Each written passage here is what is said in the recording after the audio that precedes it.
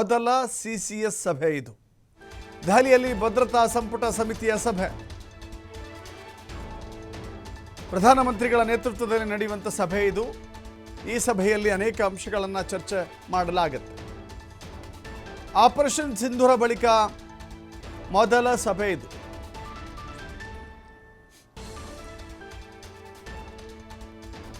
ಈ ಸಭೆಯಲ್ಲಿ ಆಪರೇಷನ್ ಸಿಂಧೂರ ಕುರಿತಂತೆ ಚರ್ಚೆ ನಡೆಯುತ್ತೆ. ಇಲ್ಲಿವರೆಗೂ ಕೂಡ ತೆಗೆದುಕೊಳ್ಳಲಾಗಿರುವಂಥ ಕ್ರಮಗಳು, ಮುಂದೆ ಭಾರತಕ್ಕೆ ಎದುರಾಗುವಂಥ ಸವಾಲುಗಳು ಮತ್ತು ಸಮಸ್ಯೆಗಳು ಹೇಗಿರುತ್ತೆ, ಭದ್ರತೆಯ ದೃಷ್ಟಿಯಿಂದ ಗಡಿಭಾಗದಲ್ಲಿ ಯಾವ ರೀತಿ ನಿಯೋಜನೆ ಮಾಡಬೇಕಾಗತ್ತೆ, ಗಡಿಭಾಗದಲ್ಲಿ ಅನೇಕ ಬಾರಿ ಕದನ ವಿರಾಮವನ್ನು ಉಲ್ಲಂಘನೆ ಮಾಡಿ ಭಾರತದ ವಿರುದ್ಧ ಪಾಕಿಸ್ತಾನ ಆಗಾಗ ಖ್ಯಾತಿ ತೆಗಿತಾ ಇರುತ್ತೆ.